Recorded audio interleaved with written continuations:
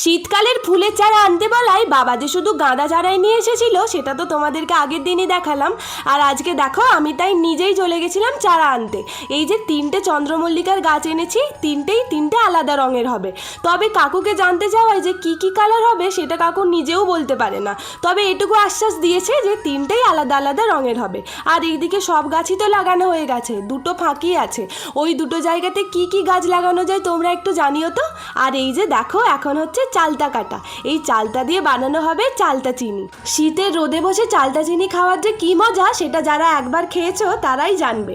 আর এই যে দেখো মা আজকে বলছিল এই চালতা গাছের এই যে এই ফুলটা এটা কিন্তু চালতা চিনিতে দেয় না, এটাকে বাদ দিয়ে দিতে হয়। তাই জন্য বাকি খোসাগুলোকে নিয়ে এরকম পলিথিনের ভেতরে রেখে নোড়া দিয়ে থেতো করা হচ্ছে, যাতে এর মধ্যে মশলাও ঢুকতে পারে আর এর সমস্ত রসগুলো বেরো হতে পারে। এবার ঠিক কিভাবে চালতা চিনি বানানো হয়েছে সেটা তোমাদের পরের পার্টে দেখাবো।